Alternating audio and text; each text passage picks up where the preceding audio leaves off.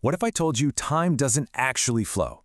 What if everything you experience, the ticking of a clock, a year going by, a star aging out in space, what if all of that is really just the physical cost of an immense structural forgetting? Welcome to this explainer on the horizon of erasure, also known as the information toll. Today, we're literally decompiling reality. We're going to break down how information loss dictates exactly what can and what absolutely cannot happen next. Let's kick things off with Section 1, Death by Predictability. Okay, let's dive into this. If we want to understand the universe at large, it helps to start small. Imagine a microcosm, a computational traveler, basically an adaptive predictor moving through an environment.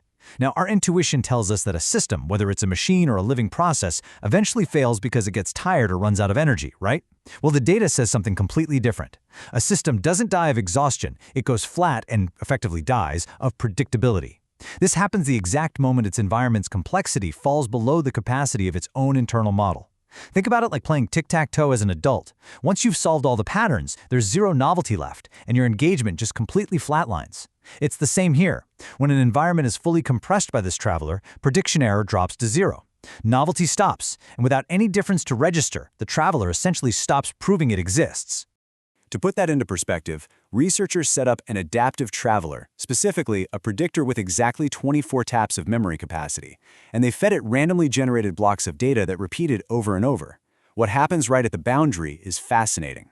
When the block length is exactly 24 or less, the whole environment fits perfectly inside the traveler's memory. It's 100% compressed, and the result? The traveler's response flatlines to 0.0%. It is dead. But the second you enrich that input just slightly past the model's capacity, say bumping it to a 28-tap block length or an 80-tap block length, the traveler stays vibrantly alive. We're talking massive 98 to 99% response amplitudes. So what's the big takeaway here? It's that duration literally doesn't matter. Compressibility is everything. You can have a simple clock ticking away for all eternity, but because it's perfectly predictable, it remains incredibly low information. An ecosystem, on the other hand, that can keep changing forever and remain high information purely because it can never be fully compressed. The only prescription for a flattening, dying reader is a world it simply hasn't finished compressing yet. Moving right along to Section 2, the mathematics of erasure. All right, let's zoom out. Let's move from our little traveler up to the fundamental channels of the universe itself. We need to rigorously decompile exactly how and why bits of information are erased across any physical or computational boundary. This brings us to the discrete toll. For any transformation or channel, which we can represent mathematically as a matrix M, there is a strict cost. The number of bits erased per pass is exactly equal to the negative base 2 logarithm of the magnitude of the determinant of M. Now, I know that sounds like a mouthful, but what this means structurally is absolutely staggering. A channel's physical energy efficiency and its structural erasure of information are the exact same mathematical quantity. They're just measured in different units. Now, what's really interesting here is how flawlessly this law covers, well, everything. An ideal theoretical transformer with a perfect efficiency of 1.0, it erases exactly 0 bits. A simple Rider projection that maps an edge to a vertex has an efficiency of 0.5, and it erases exactly 1.0 bit. And if we look at an ordinary, everyday mechanical lossy gearbox running at 85% efficiency, it erases precisely 0.234465 bits per pass. This is not some abstract metaphor. We are looking at the exact same ledger entry for abstract mathematical computations and tangible metal-and-grease mechanical engines. But remember, that was discrete. If we shift gears and look at this as a continuous flow over time, we arrive at the absolute, glowing mathematical centerpiece of physical reality, the continuous bit loss rate. The change in bits over time, dB over dt, is precisely equal to the negative trace of the generator matrix M divided by the natural logarithm of 2. Now, I really don't want to under-explain this step, because it is literally the secret to how the universe operates. Any matrix generator can be split into two parts, a symmetric half and a skew-symmetric half. That skew-symmetric half represents rotation, the commutator. Picture objects just spinning perfectly in place. It's completely conservative, which means it burns absolutely 0 bits. 0. Because of that, the entire burden of information loss, the entire continuous bit loss rate, is carried exclusively by the symmetric trace of the generator. Which brings us to Section 3, one dial, two laws. With that math locked in, we are now ready to unify two of the most famous and seemingly totally disparate principles in classical physics. In one corner, we have the steadfast, old-school defender, Liouville's theorem from classical mechanics.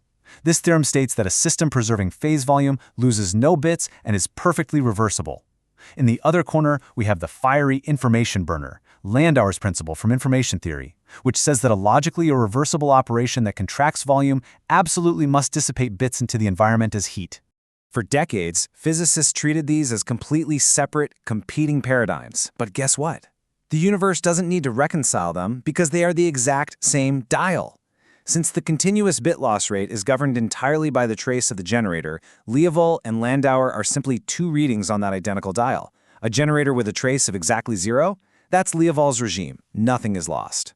A generator with a negative trace, that's Landauer's regime. Information is burned. So the crucial point is, these are not separate laws. They are the exact same statement, just read at trace 0 and below trace 0.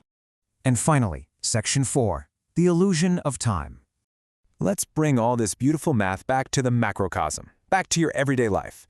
What does this actually mean for our perception of reality? Well, think about it. If you have a perfectly reversible universe, one with infinite precision where no intermediate state is ever thrown away, there is no sequential progression. Without a precision floor forcing that Landauer dissipation we just talked about, no causal information is ever permanently lost. Therefore, the entire chronological history of that computation, or that universe, just exists simultaneously. It's a single, fully resolved co-present block. In order to have a sequence, to have a next, you literally have to discard the prior state to make room for it. If a universe doesn't forget, time simply cannot tick forward. And this leads us to a pretty profound structural definition. Physical time is not some ambient fluid that we are all just passively floating through. It is an instrumental illusion. It's the thermodynamic tax paid at the precision floor by an observer or an instrument. Every single sequential tick you experience corresponds precisely to hitting a Landauer boundary, violently erasing a past distinction and paying the physical cost to forget it. Time, heat, and information erasure are the exact same fundamental phenomenon. Sequence requires forgetting, which leaves us with this awe-inspiring thought to take away from our explainer today. The arrow of time you feel dragging you forward, it is simply the structured exhaust of a universe that is continually forgetting its own exactness. So the next time you look at a ticking clock, you really have to ask yourself, are you actually watching time pass, or are you just watching the universe systematically delete its own memory?